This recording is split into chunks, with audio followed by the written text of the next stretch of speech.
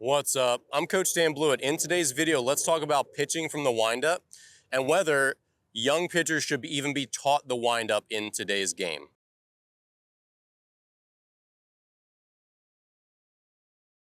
All right, so if you're here, I've gotten this comment and this question quite a bit, which is, I'm a youth coach or I'm a youth parent. My son or my team, they're struggling to throw strikes because they're 8, 9, 10, 11, 12, and we're considering just teaching everyone the stretch rather than the windup. Or I get the more hostile version of this question, which is, why are you still teaching the windup, Dan?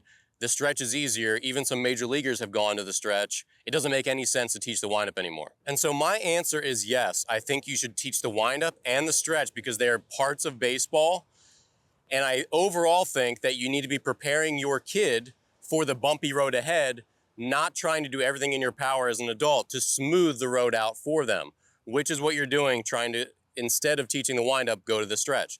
Now look, I understand that the stretch is in fact a little simpler of a movement than the windup. But look, it's also not 1950. We're not doing this. We're not Bob Feller or Tom Seaver or anyone like that with these crazy huge windups that you used to see. Obviously, baseball realized that all that extra movement wasn't necessary. So the windup today, and this is how I teach it, is very simple. It's a step, it's a second step, and it's a leg lift. And so I want you to ask yourself now, is that a complex athletic movement? Do you have to be athletically gifted to do the windup? And what is it actually that's preventing a pitcher from throwing strikes from these two tiny little steps that they can do it in the stretch? The big problem here, then this is the reason that I really take issue with parents wanting to just put their kids in the stretch because they struggle to throw strikes, is it does not address the root cause, which is that your kids don't practice very much. Practicing at baseball practice essentially doesn't count. Because when you're at baseball practice with all your buddies around and it's very organized and the coach is evaluating, as they always do every practice, it's more like a recital than an actual practice. Actual practice is in the backyard with mom, dad, grandpa, your buddies, whoever. Actual practice there is experimental, it's non-judgmental. Players can just throw to their buddies and no one's counting strikes, right?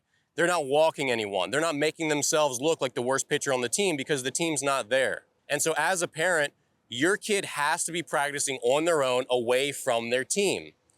And if the only time they practice is at their 2 practices a week and their games, that's the biggest problem. And this comment might ruffle some feathers, but you as a parent or a coach, you need to take some ownership for how much your kid practices. Have you made it fun for them, or have you made it seem like work? Do you encourage them, or even sometimes drag them in the backyard just to throw the ball around?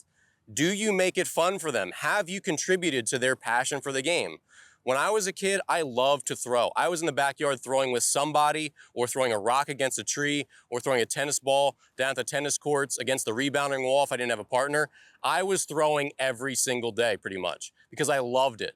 That was the same way all of my buddies who became college or pro pitchers grew up. They were throwing. If your kids are only practicing at baseball practice or in their games, they're not going to be successful players long term. They just absolutely won't. It doesn't matter if they're a catcher, a hitter, or a pitcher. They will not be good if they don't practice on their own. So the root cause here is not the windup. This has just been the scapegoat. This has been the scapegoat for parents who their kids don't really practice at home. This has been the scapegoat for players who complain they can't throw from the windup because it's too hard, but yet they don't practice when they go home. My issue is that I want people to know what actually matters. When they're doing training, when they're practicing, when they're consulting other people or getting coaches or instruction, what actually matters? This does not matter. This is a non-choice. The windup is so darn simple that any athlete can do it. Any athlete can do it.